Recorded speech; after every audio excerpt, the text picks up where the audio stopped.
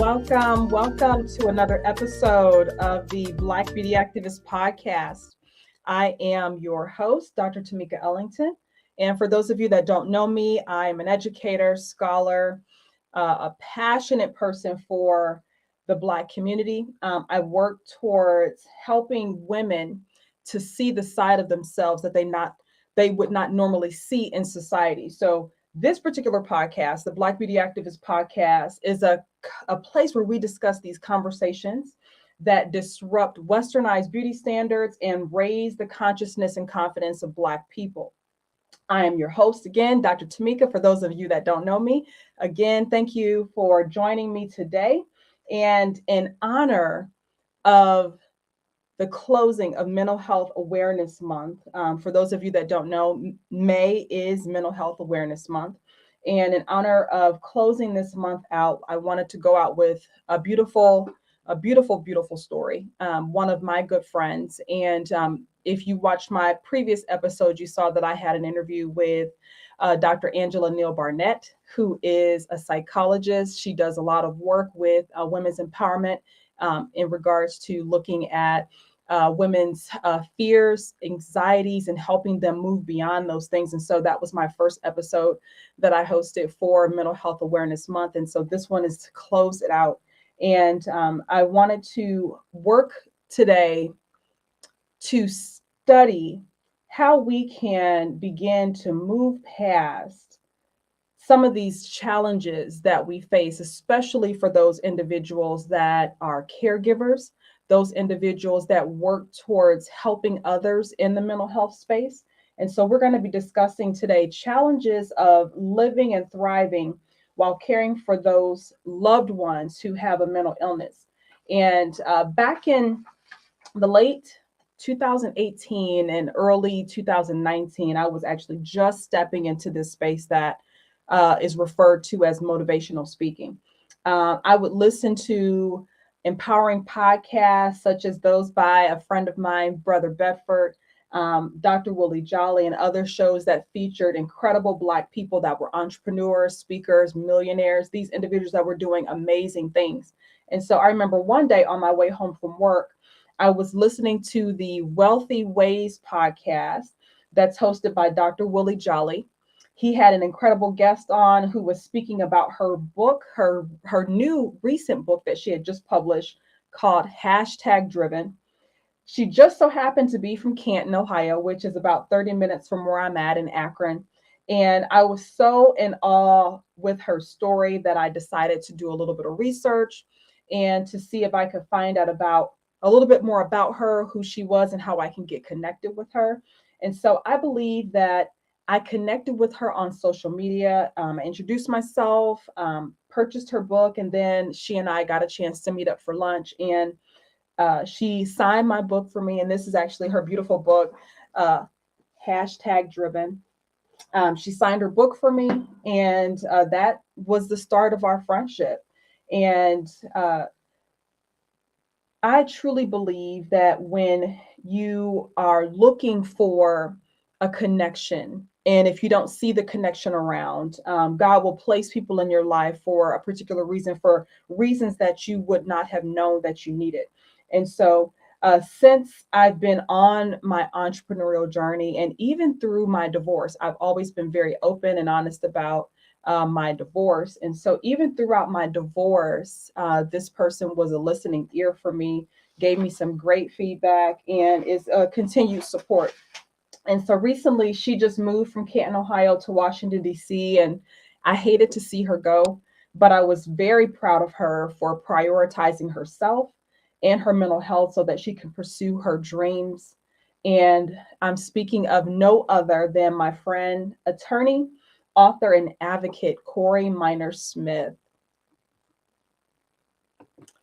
Hey, girlfriend. Hello, good afternoon. Yes, thank you so much for being with me today. And I know your time is precious. You're a busy, busy woman.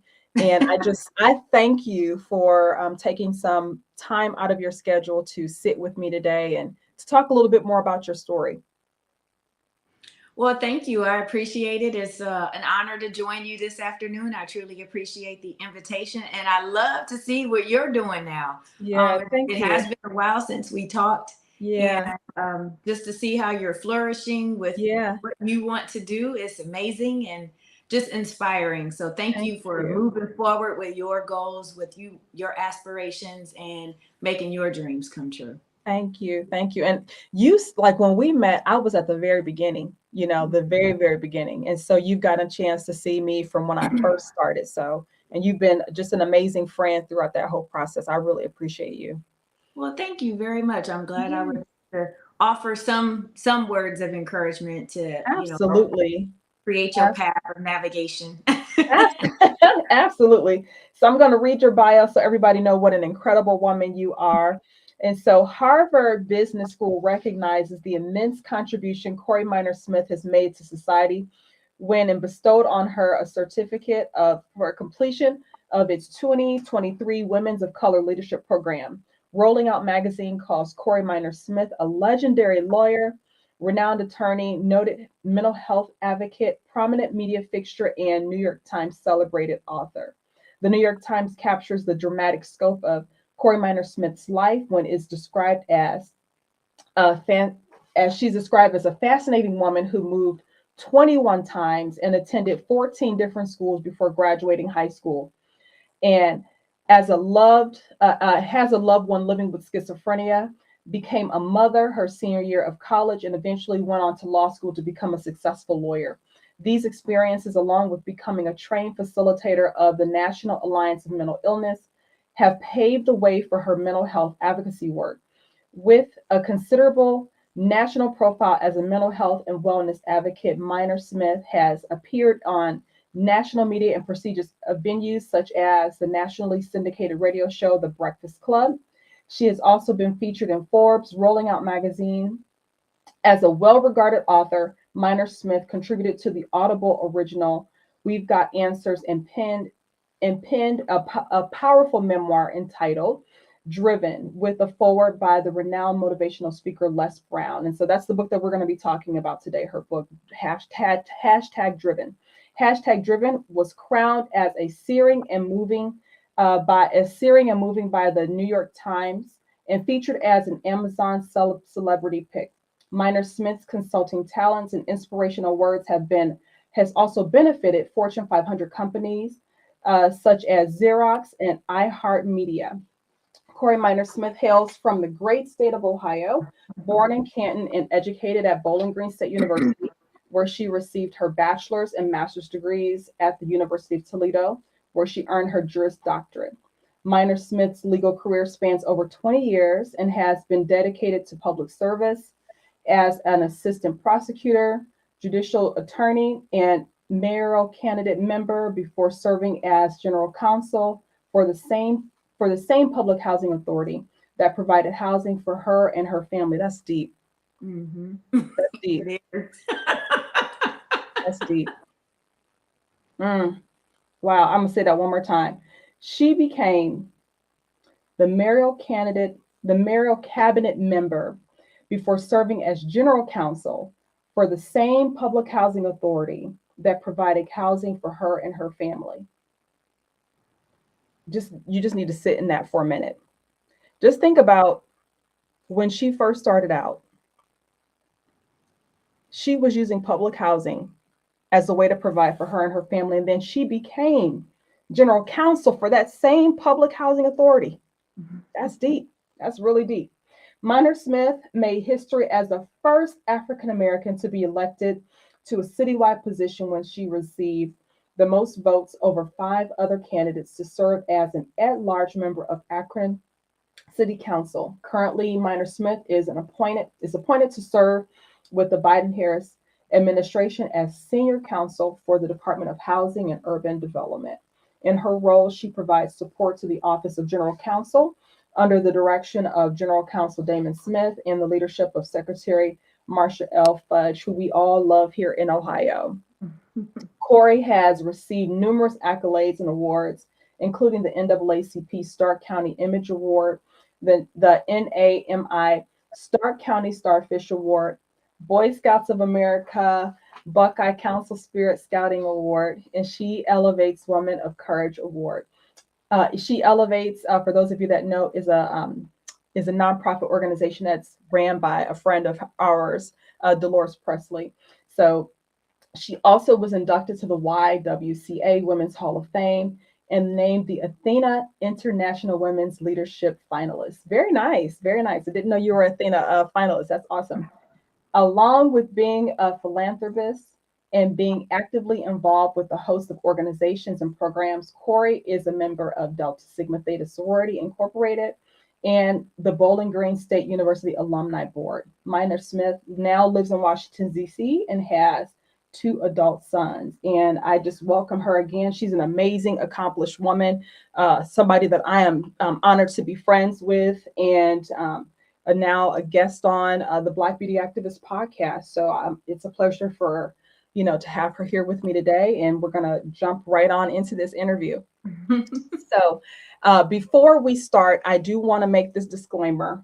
I want to preface that neither she and I both, or licensed mental health specialists. We are not mental health specialists, but she and I both have dealt with mental health struggles of our own rights, as well as people in our lives that have been, people with mental health struggles. And so we are speaking solely from our lived experiences. We are not mental health professionals. If you are someone who was watching and you believe that based on what you hear today, you may need some counseling, some mental health assistance, please seek out a professional, because neither Corey or I are licensed mental health professionals. But please, Corey, tell us a bit about who you are, how you grew up, and how you became passionate about law as a career. Well, thank you, Dr. Ellington. I truly Yes. appreciate the invitation and the introduction. Yes, I felt that in terms of the public housing situation, Girl. it being the first housing that I lived in, as an infant. Yeah. But I truly appreciate the opportunity to be here. My whole journey in this mental health space has been led by me wanting and trying to understand my mother's experiences and helping her to navigate through her life. And ultimately, it did lead me into law at a very early age. Unfortunately, there was an experience with my mother that led us to court. I was removed from the home because my mother was in a psychotic state and attacked me. So I was removed from the home and had to go to court. Now, that doesn't sound like a good situation. However, I was very excited for some reason to go to court. Like, I wanted to know about this place that we're going, who's going to make these decisions, who's in the black robe, who are those people in the suits.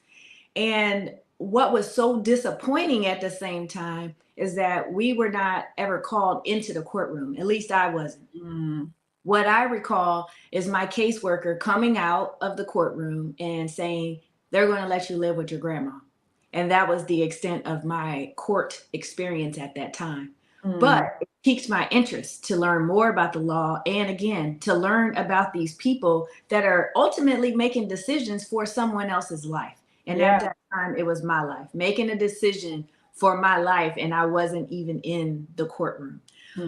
So ultimately, I had the opportunity my senior year in high school to work for a program called Jobs and Training Partnership, JTP. And I was assigned to the Canton Municipal Court. And there I was assigned directly to work with a judge. So I was daily in that judge's chambers working with his staff, being able to review files and organize files, interacting with the attorneys. And I knew through that summer job experience that I wanted to become a lawyer. The next question was how? So with my circumstances, how at that point I was a ward of the state, placed with my grandmother, basically, no funds that anyone in particular in my family had to send me to college. So the question was, how was I going to get to college? Wow.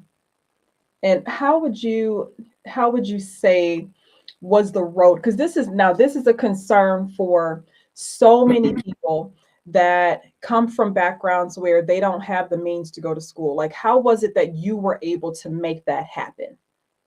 Yes, that is a great question. And Yeah, I yeah. give all props to a high school educator named Miss Norma Washington. I say her name whenever I'm able to because, you know, a lot of times we are in positions, educators are in positions where it's a thankless job. Yeah, And you may yeah, not hear the praise from the students that you're helping at that time, or yeah, even your yeah. colleagues, or even your school district or your college campus at the time you're working there. But Miss Norma Washington took it upon herself to help students like me, whether Yeah. it was during study hall or after school. She allotted time where we could go into a classroom and she would help us to fill out scholarship applications and college applications. And it was her that she told me I had what she called undesirable circumstances. Yeah. She knew more about my life than I knew at that time.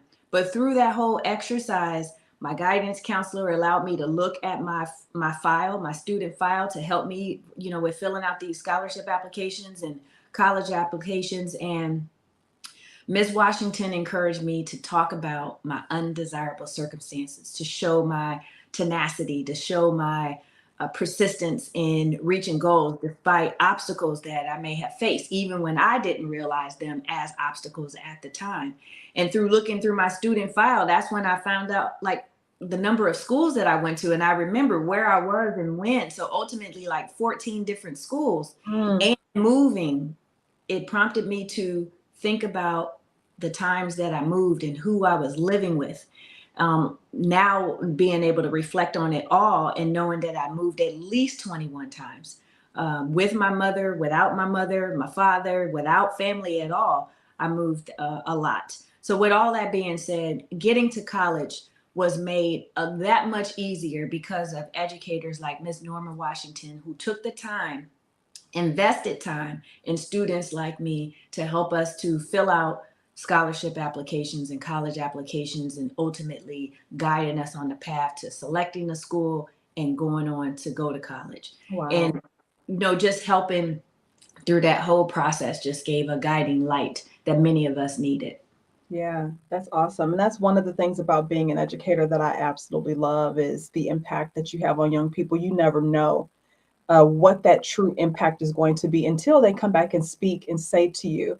And that's you giving Miss Washington her flowers, as they say. You know, I'm sure she absolutely appreciates and loves the fact that she was able to help you in that way. Yeah. Absolutely. Wow. How would you define mental illness? What do you believe are some of the misconceptions that people have about mental illness? And then, of course, you know, us as Black people, it's different for us, you know. Mhm. So, what would you say? Like, what's your definition of Yeah. mental illness?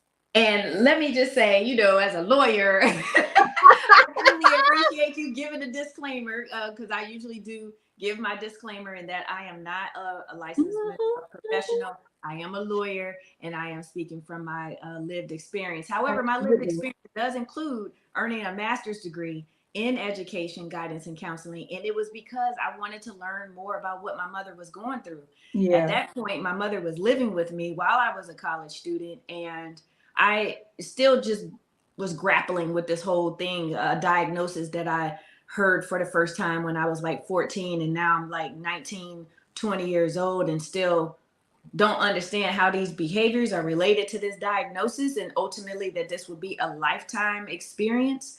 But with all of that being said, it's important for us to understand the distinctions with mental illness, mental health conditions. You can hear all these different phrases, but what sets apart the experience that I had with my mother is severe mental illness. And severe mental illness, you're dealing with psychosis, you're Yeah. dealing with hallucinations and delusions. So we hear about, or you may not hear about it, but you see negative depictions of it in movies and different Yeah. media for severe mental illness, like The Joker, if you haven't seen Oh, that. yeah. Yeah. And then you hear about mental health conditions like depression and anxiety, where we're able to use different, maybe non-medicated treatment. You know, we hear about going to the spa, or we hear about taking a break or having self-care. Those are all well and good, well intentioned, but self care is not going to address the symptoms that are related to severe mental illness, and definitely not alone. So, with that distinction, that very basic layperson distinction in place, I feel that all of us, anyone who has a brain, can be subject to some type of mental health condition, just like we are with our physical bodies, right? Mm-hmm. So it's our overall health. And what's important for us to do is to make sure we are being proactive regarding our overall health, our mind and our body. And your brain, your mind, it controls your whole body. So it should be of the utmost Yeah. priority for you to make sure that things are straight, right? We Yeah. can't allow stigma to detour us from receiving the help that we have the right to have, that we are entitled to have, whether it's in our workplace, whether it's in our school settings, whether it's out in the community. There are services that are available for all of us to engage in so that we can live the highest quality of life possible. And it's important in particular for me as a Black woman, us as Black women in our community, that we get rid of the stigma. I know it's difficult because many of us walk through life and we feel like we already have a strike against us, right? Because we're Yeah. Black. Then if you're a female, you have two strikes. You're Black Yes. and you're a female. Yes. And Yeah. then in the case of my mother being Black, female, and having a severe mental illness. And so perhaps you feel that you just are at the bottom rung and there's no way you're going to be able to Wow. climb higher. I am encouraging people to know that there is a possibility, there is a way, there is a path forward for you to have a higher quality of life. A severe mental illness diagnosis does not have to be like a death sentence, death as we know life, for Mm-hmm. those who do not have a severe mental illness. So, like you mentioned, NAMI, the National Alliance on Mental Illness, I encourage people to find out more about NAMI. They have free courses, peer to peer, family to family. That's available to people. And if you're scared about people seeing you all up in a class, do it online. They have, Mm-hmm. especially with the pandemic, there's so much that we do online now. Yeah. There are free courses that you can take and to go through the process, learn, educate yourself, and see what you can do to help yourself have a higher quality of life.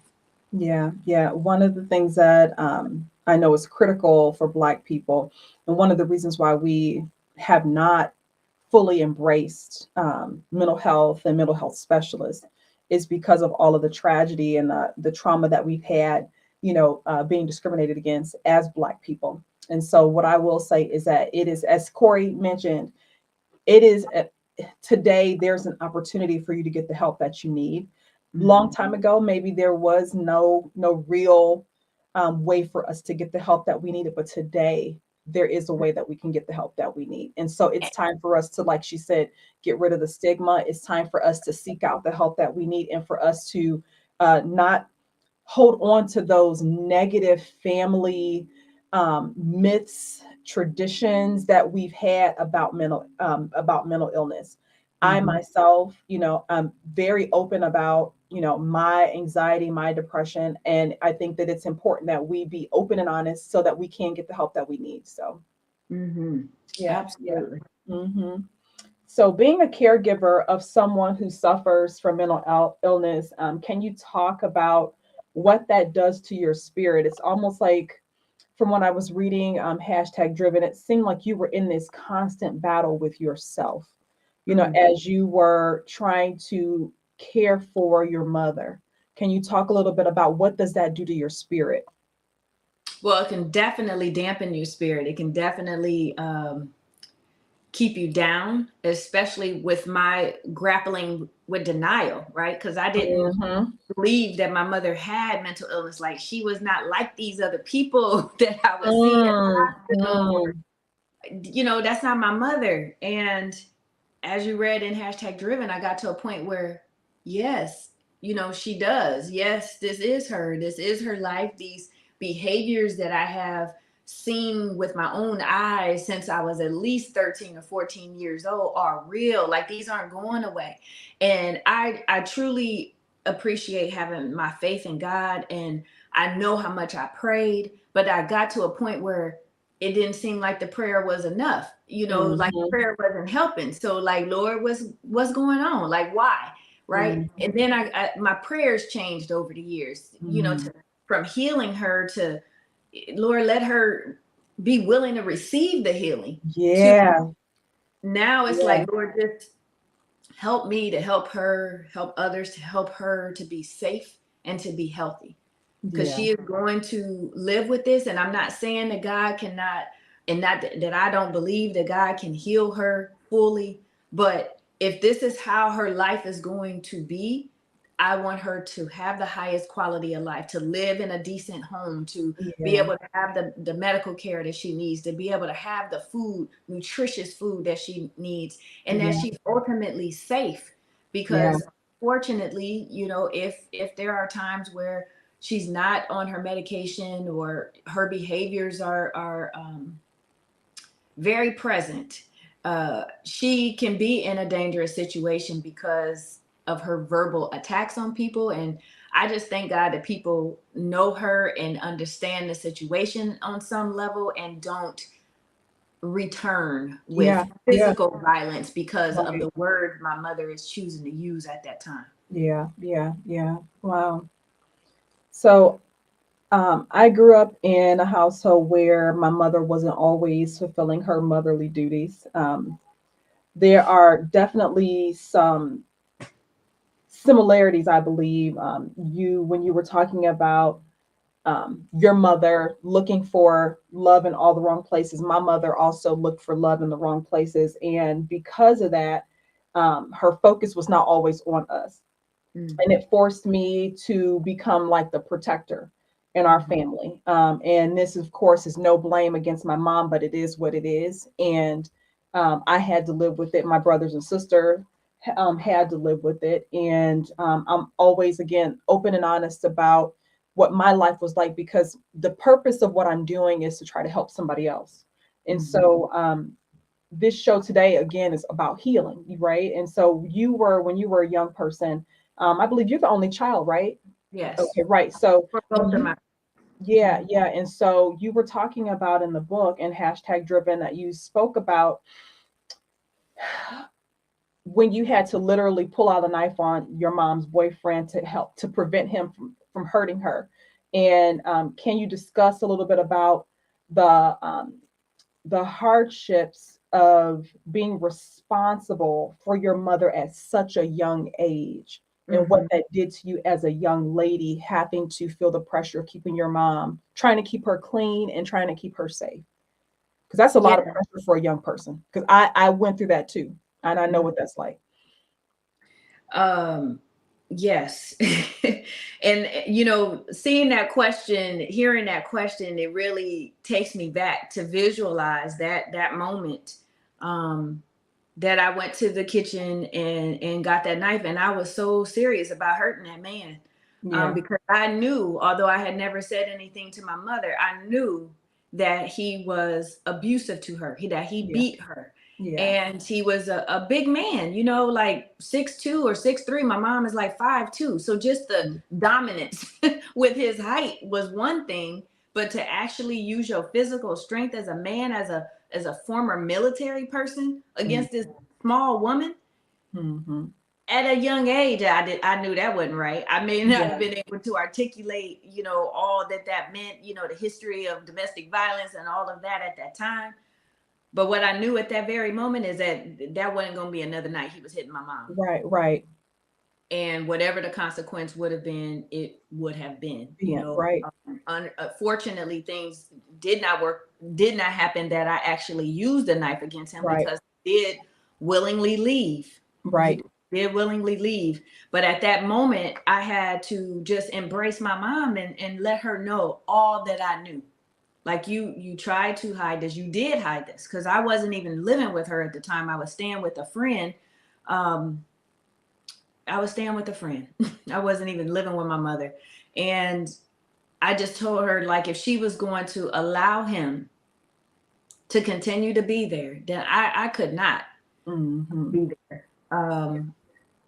Next thing I knew, I believe, I at that point had moved to California after that school year, because the reason why I was with friend at that time anyway, is because I was just trying to stay at one school because my mother had moved again. Yeah. But just trying to protect her, I may have been able to protect her then in that moment. Ultimately, it was going to have to be her protecting herself Oh, and yeah. in the situation that she was in. And I'm not saying that, Lord knows, I'm not saying that women, it's not difficult for people to get out of a domestic violence situation. I understand the difficulties of that, the complexities of that.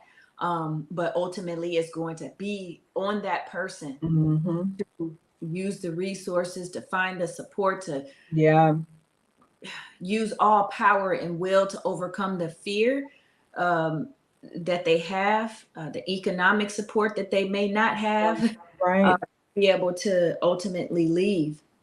And then later in life, because this wasn't at the same time, but when my mother, was experiencing drugs, being out, that was another thing where I was putting myself in danger, right? I'm Mm-hmm. going out on the street to get my mom off the street, yelling Mm-hmm. at drug dealers like, you wrong, because that Mm-hmm. she is not well, and to take advantage of her. In my mind, it was taking advantage of her because she's using her disability funds, Mm-hmm. for these things, and selling her food and selling items from her place for Mm-hmm. these drugs. I know addiction is strong. We have people who are living with dual diagnoses or Absolutely. substance use disorder as well as mental health disorders, and it's a very, very complicated situation.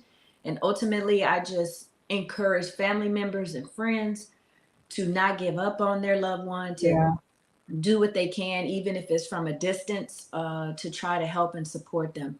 Absolutely. Absolutely. And it seems like in many ways, when we think about some of the things that go on within people that have mental health challenges, that their self-confidence, self-esteem is kind of wrapped into that as well in many ways. And it has a reciprocal effect on what they do, like what behaviors they take on. And so, one of the things that I noticed about, because I have also had a parent who was heavily on drugs, my dad, and he was on drugs for a long time, which led him into a 15-year prison sentence. Mm. And one of the things that I noticed about him was he also not only suffered from some mental health challenges, but also from a low level of self-esteem, self-confidence about himself, uh, feeling as though he was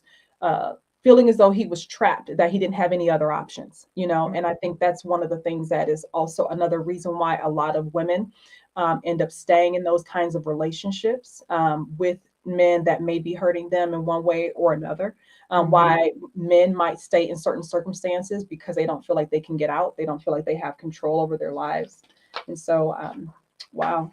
Um, you and I definitely, we have a lot of things in common in the ways in which we grew up. And one of the things that I can say my mom taught me, she taught me some amazing life lessons, but she also taught me a lot of things about what not to do with life. And in your book, hashtag driven, you state that I've chosen to use my parents' faults and failures as a positive motivation for change instead of giving into living a rerun of my parents' lives. And for those individuals who might be listening, who may be living a rerun of their parents' lives, can you give them some encouragement on how they can begin to shift that blueprint into something that is of a success, of a possibility of success for their lives?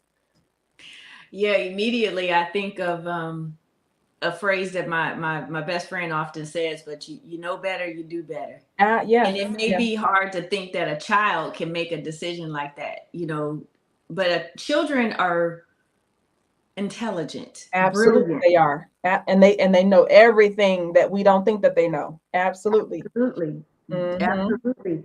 Yep. And, like, for example, with the drug use, the drug disorder situation, ultimately my mother had became clean on her own. Mm-hmm. She did the Cocaine Anonymous, she did different programs, and she went, back into using drugs. But ultimately, it was her kicking it, as you say, Yeah. cold turkey. She Yeah. just stopped. And you can think like, what, how does a person just stop, especially Yeah. with crack, right? That's Right. so addictive. Yeah. But sometimes it's in us to just want something more, or to see that what Mhm. we're doing is not reaping the results that we are intending. Yeah. And you just can see it at some point. Perhaps it's you staying the night at a friend's house and you seeing that their home life and environment is quite different than yours. Maybe you want to describe it as better than yours, and perhaps Mhm. that's something you want to achieve or strive Mhm.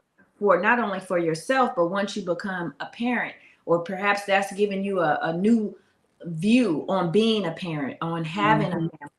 family. So I encourage people to, especially our young people, to know that it's possible to have a life that's different than maybe what you see in your neighborhood, maybe even Yeah. what you see in your household, and to tap into the people in your community, like your Miss Norman Washington's, or your Yes. guidance counselor, or Yeah. somebody at church, the youth pastor at church, to just talk about what you see and what you would want for your life. No Mhm. barriers, no, oh, we don't have money, or we don't have this or that. No restrictions, no barriers. What do you want for your life? There are Mhm. so many people that if you talk about it, they are more than willing to Yeah. help you. Just showing some initiative for what you want to do with your life in a positive way. Because Mhm. I could say, back when I was a teenager, I wanted to sell drugs, right? I Yeah. saw the material things that people had, the Yeah. young men that were my age selling drugs from the Yeah. schoolyard. Yeah. And I wanted that life, even though my own household was in a drug Right. raid. So at some point it switched for me though. And it was having a consequence for my actions. And that consequence was me getting suspended. I saw that I wasn't gonna have and this may be trivial now because we're adults, right? Like, girl, Mhm.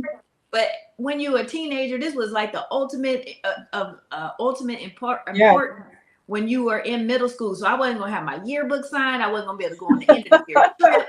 I wasn't gonna be able to talk to my friends and get the matching T-shirts or whatever you were Yeah. going to do at Yeah. the end of the school year. Yeah. And that got to me. Yeah. That really got to me. And then the following year, I had some of the same friends get suspended again. And it was like, Mhm. are we learning our lesson? And I remember going to my guidance counselor. I don't even know what I expressed, but what I knew is if I went to my neighborhood school that was assigned based on my neighborhood for high school, I felt, and I say it in hashtag driven, I would have been in more fights than there would have been school assemblies. That's just Mhm. how I viewed it at that time. And Yeah. that helped me to want a new leaf, to do whatever, to strive for better, strive for Yeah. better in my Yeah. life, so that I could have some opportunity. What that opportunity or what those opportunities were going to be, I didn't know, but it had to be something better than what I was doing. Hmm. And you're absolutely right that it doesn't take you to be a grown person to see that there is a difference that needs to happen. Mm-hmm. I realized when I was a teenager that I knew for sure that I did not want the lifestyle that I saw around me. And I did everything possible. And the only way that I saw that I could achieve something different was for me to go to school. Mm. That was the only way out for me. That was the only thing that I saw. And honestly, that's what school did for me. Not only did I get an education, but I got a chance to see a different life, Right. a different way of living, and just to be a different person. I didn't have to fight anymore. I didn't have to, deal with the violence and the drugs and everything else going on in my household, the men coming in and out every, Right. so often or whatever. I didn't have to deal with any of that. I could Yeah. just go to school, be myself in this, and begin to dream about something else. Right. So young people, it is possible. You do not have to play out the same blueprint that your parents laid before you. And so this when I read this part of the book, this was one thing that I think got to me, because we all in some way, shape, or form deal with these feelings of unworthiness or imposter syndrome. And so when you were talking about in hashtag driven that you were in a place where you were successful, you were working with people, you said you were working with the LeBron James Foundation and doing all these amazing things, connecting with all these amazing people, but you still had this feeling of unworthiness. What was it about your life that allowed you to step into your greatness? Even after having accomplished some things, because I mean, in order for you to work with the LeBron James Foundation, you had to have accomplished some things already, right? But for some reason, you still didn't have this feeling of worthiness. So, Yeah. what was it about you that gave you this? What was the shift? Yeah.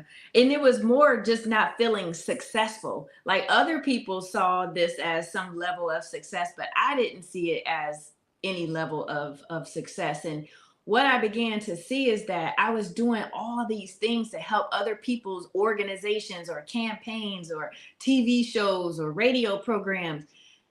And I could do it in some kind of way for myself. So Yeah. what was it that I wanted to do? What was it Mhm. that I said I was going to do? And Yeah. how could I start doing it? A Yeah. part of it was to actually start doing it. So like with hashtag driven, for example, as it is now known, it is a journey and a story that I said I was going to write when I was 16 years old. And that was when I first moved from Texas to Ohio. My mother, unfortunately, again, due to her symptoms related to her diagnosis, she left me in Texas. Yeah. And I stayed with family so that I could finish a school year. This is me. In my mind, even as a young teenager, I knew that I needed some kind of stability. I didn't know that's what it was, but it was something like I am supposed to finish a school year somewhere, Yeah. right? Can I Yeah. just finish a school year somewhere? So that was my goal, to stay to just finish the school year. Ultimately, I wasn't able to do that because the school, they were like, you got to have a legal guardian, and I didn't have a legal guardian, so I ended up moving to Ohio as well. But I remember my cousin who I lived with, his name is Perry, he still lives in Texas, but I remember them coming to visit Ohio, and I was at we were at my grandmother's house, and I said, I'm gonna write a book. I didn't know what my story was. I didn't know what I was going to write about, but I knew at least at that time that I've experienced a lot of stuff. Like, I don't know what all this is or what it means, Yeah. or, you know, even putting a name to it, like a drug raid. That is, I'm laughing, but that is not funny. It is a very, emotional thing if you think about it, especially with all of these murders that have happened to Black people with their interaction with the police, Mhm. even if they are Absolutely. young. And Absolutely. your quick move, a device that you might have in your hand. And I knew I had my Walkman, Walkman from the 80s in my Mhm. hands at the time. And that could have been misidentified as a weapon. This is a drug raid. And it just makes me reflect back to that time. Total sidebar, but ultimately telling my cousin at 16 that I was going to write a book. And ultimately, 30 something years later, hashtag driven was born. But it took me thinking about, sitting down, understanding what I wanted to write about, what was success. Is that even something that's achievable? Is that just some subjective thing that Yeah. nobody ever Yeah. really Yeah. reaches Yeah. because you always Yeah. want more? Yeah. Yeah. So I kind of tackle that in hashtag driven too, Yeah. this sense of success and being and ever feeling like you're fully accomplished. I Yeah. just feel my personality, how I am, probably until death, I am going to continue to strive for something. Nothing will ever be like my final journey. It's just going to Yeah. continue to, as long as I can, as long as I can breathe, I'm going to set goals and try to achieve them. And that's what life is all about. I Yeah. think it's sad when folks just get to a point where they're just content and they don't want to do anything else. Yeah. You know? Plateauing. And honestly, that's the reason why I am no longer married. That's one of the reasons why, because I didn't have a partner that was willing to continue to grow. Like, there was a level that he wanted to get to. He got to that level and then he was done. Right. And so it's important. I think it's a part of living, right? I don't think that you're not, you stop living if you stop wanting to grow. And so the fact that you are continually, like, you have said on this podcast that you are continually driven. Right. Right, continually Right. driven to do something different in your life, whatever that might be. And it all changes sometimes. Sometimes we have different things that we want to do. I totally flipped the script to do all this stuff that I'm doing now. Like, but it's a way to grow, and it's a way to live, and it's a way to continue to elevate yourself. And so what I want to know is, how are you caring for yourself now? For all of these years you've been caring for others, what are you doing for Corey now, and being able to take care of yourself? And again, I just want to tell you, if I didn't tell you before, that I'm so proud of you that you decided to take the step to leave Ohio to fulfill your dreams, instead of you feeling as though you were obligated to stay here. You Mm-hmm. know, that was a big step. I know how big of a step that was. And so Mm-hmm. what are you doing for yourself? Actually, living in the moment. Yeah. I've spent a lot of time, like everything being regimented. I got to do this, got to do that, especially when I was campaigning. Yeah. Um, and just, it can be bittersweet in terms of having goals, right? Because for me, if I don't feel like I'm actively moving towards that goal and achieving it, then I feel some kind of inadequacy. Mhm. So I had to learn how to just enjoy the moment Mhm. instead of being, oh, I accomplished this goal, I'm on to the next one. I Yeah, don't take yeah. any time to Yeah. embrace, enjoy the things that I have achieved. Yeah. And so moving here, people ask, well, what's next? What's next? And I said, honestly, this is the first time in my life that I am not hell bent on knowing what's next, already focused on what I'm doing next for Yeah. the first time in my life. And I just bask in that, appreciate that. Yeah. Gotten Yeah. to that point in my life where I'm just like, okay, this is here, this is now. I'm gonna take my time to learn this new area, learn how to drive here, because I do not like driving here. um but yes, that is it. What I'm doing now for myself is allowing me to be myself, allowing Yeah. myself time to learn myself, to love myself. Mm. All of these things sound easy and simplistic, but they are very, very important, because if you don't take time to know yourself and love yourself, it is very difficult to have a higher self-esteem, to have a Mhm. encouragement, an uplifted spirit, and be able Yeah. to love other people. So therapy has helped me tremendously. And I don't say therapy just like, oh, just go to therapy. I mean, you really have to be involved in it, Yeah. actively participate in it. Yeah. And what I found to be so significant is to regularly go, not just to schedule an appointment when something is wrong or not going Right. right. I Right. found myself being in crisis mode whenever I was reaching out to get an appointment. Mhm. And it totally shifted things for me and in my Yeah. life to have a regular appointment. And Yep. that's one thing I am definitely proud of for myself, that I have Yeah. regular scheduled appointments. I'm not Yeah. like canceling, not all the time. I'm doing much, much better. But that would be the first thing that I cancel, because I got to do this for work, that for work. Mm. Now it's like, no, I have this appointment and this is where I'm going to be at 6 o'clock on Monday, for Yeah. example. Yeah. Yeah. Yeah. And that is so important. I've been seeing the same therapist now for probably about maybe about 9 or 10 years, Mm, and on a regular basis. mm-hmm, Now we've gotten to the point where it's just like maybe once a month mm-hmm. that I see my therapist, but I try my best to keep that up, because I Yes. always want to make sure that I stay in order.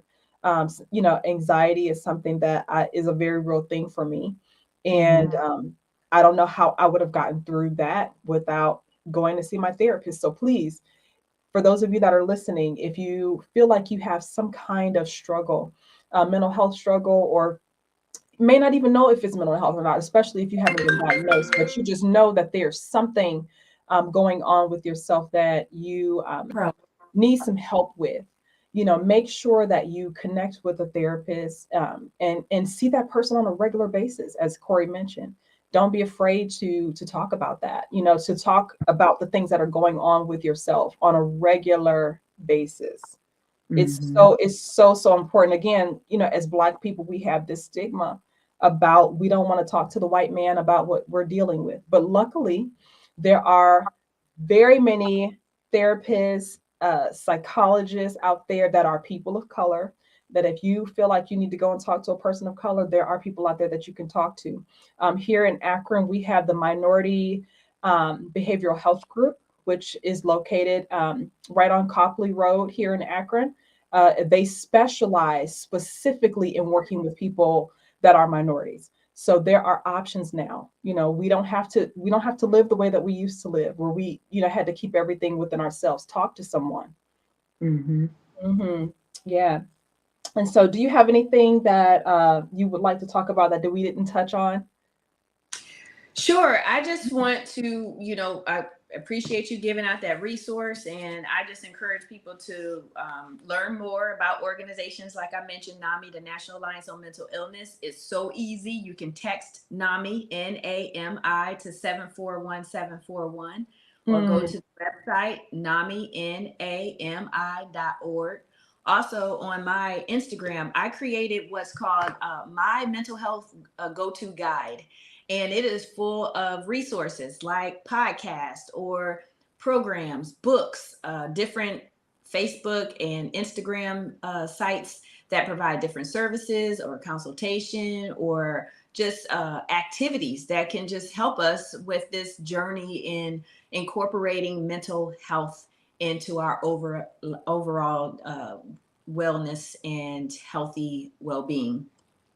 We don't often think, as I said, about our brains and how all of us have brains. So any of us can have a mental health condition. It's really just a matter of severity and how it may impact you, but ultimately not being ashamed of it. It's okay not to be okay, whatever that not okay is. Yes. So I encourage you to download my mental health, my go-to mental health guide, and just see the different, even movies, and there are so many things that show us how mental health impacts our lives, or may impact the lives of our loved ones or family members.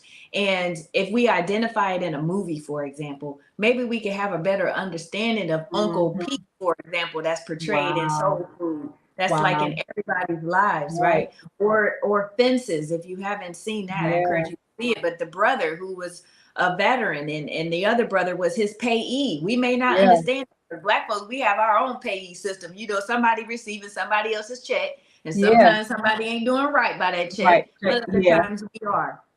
But those are important roles that we already play in our own lives or our family members' lives, and it's important for us to understand the legal structure of these roles that we informally play in the lives of other people. So just encouraging you to do that. And I want to share my 5 tips, principles, if you will, that hashtag driven is guided by. And those 5 principles are faith, motivation, determination, preparation, and action. And so you will have to read hashtag driven and understand how that weaves through and guides you through this book. And ultimately, Dr. Ellington, as I always tend to share with audiences, my life's motto. You all heard me explain how Miss Norma Washington was important in my life, and how she used this 2-word phrase, undesirable circumstances, to describe what I now know are ACEs, adverse childhood experiences. But I turned that 2-word phrase into my life's motto, which is, don't allow undesirable circumstances to be excuses for you to fail, but allow them to be reasons for you to excel. Absolutely. Thank you so much for joining you. Absolutely. This was so beautiful. And so people can stay connected with you on your website, CoreyEmpowers.com, on your Instagram, Corey. It's which you tell us. What's your Instagram handle? At Corey Empowers on Instagram, Corey Minor Smith on LinkedIn and Facebook. And as you said, with my website, CoreyEmpowers.com. Thank you very much. You're welcome. Thank you, sis. It was so wonderful to see you. Absolutely. My pleasure and my honor. You take care and keep excelling. Thank you. Have a good night. You too. Bye-bye. Bye-bye. All right, everyone. So thank you again for joining for that incredible interview. And so as I continue on with this podcast, and many of you all know, if you've been watching the podcast, I think it's really important that I always back up whatever I'm talking about with some form of research. I am a researcher, I'm a scholar. And so I think it's really important that I also always share with you all some references and some resources that can help you in this way. So as I was preparing for this interview, I was reading an article by the National Library of Medicine entitled "The Family Challenge of Caring for the Chronically Mental Ill: A Phenomenological Study." And so this particular research actually mentioned recent years have seen increasing awareness about the role of caregivers in the long-term management of psychiatric patients. Excuse me, and there is a growing body of literature on the caregiving burden, poor caregiving outcomes, a lack of caregiving support, and equivocal success with interventions aimed at uh, alleviating the caregiving burden. So as Ms. Miner was talking about, Ms. Corey Miner Smith was talking about the fact that as a caregiver of someone who has schizophrenia, her mom lives with schizophrenia, it's really important that you always, always, always find some kind of way to care for yourself. It becomes clear, the article said, that the emphasis on the psychiatric rehabilitation needs to shift from being patient focused to now being a combined approach of patient and caregiver focused uh, wellness. And so it's really important that if you are someone who is caring for another person, particularly a person that has some mental health challenges, that you get also to the support that you need, because it can be quite challenging when you're caring for someone in that condition, especially being educated on how to take care of somebody with special illness or with mental illness. Those that are caregivers in any capacity, it is detrimentally important that you ask, for help, and that you take care of yourself. Many people think that it's selfish to take care of themselves, but if you don't take care of yourself first and put yourself first, then how can you offer anything to anybody else? It is not selfish. And I'm just going to say this. It is not selfish for you to take care of yourself first. You must take care of yourself first in order for you to be able to take care of anybody else. And so if you enjoyed this particular podcast, I'm going to be reading through some important information now here about my women's empowerment event that I have coming up. And if you enjoyed the healing process that is this particular podcast, the episode that we talked about today about healing yourself, caring for people in your family who may have a mental illness, please, please, please come and join me for my women's empowerment event. I'm going to be hosting an event called Reset to Revolutionary.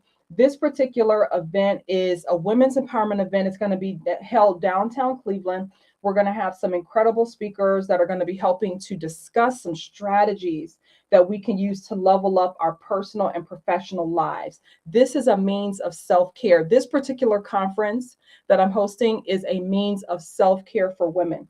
Everything that I do, everything that I work towards in my life is for the empowerment of myself as well as the empowerment of others. And this particular event is no different. Make sure that you get your tickets today. Tickets are selling. We have two different prices. $50 for only $50 for the general admission, and then $75 for those individuals that might want to be in the VIP space. You get a chance to get VIP seating as well as valet, and that's going to be critically important in downtown Cleveland to be able to have valet services. So please go ahead and get your ticket on Eventbrite. If you go on Eventbrite, just type in Reset #2 Revolutionary, and you can get your tickets there. And I look forward to seeing you. And if you have enjoyed this episode of the Black Beauty Activist podcast, please make sure that you comment on YouTube. I see some comments that have already come through. Thank you to those who have been watching and commenting. So leave a comment on YouTube. Make sure that you leave a comment on Facebook or LinkedIn. And please subscribe to my YouTube channel, the Black Beauty Activist Podcast. And always remember, on the other side of fear is your beautiful confidence. Peace and blessings, everyone.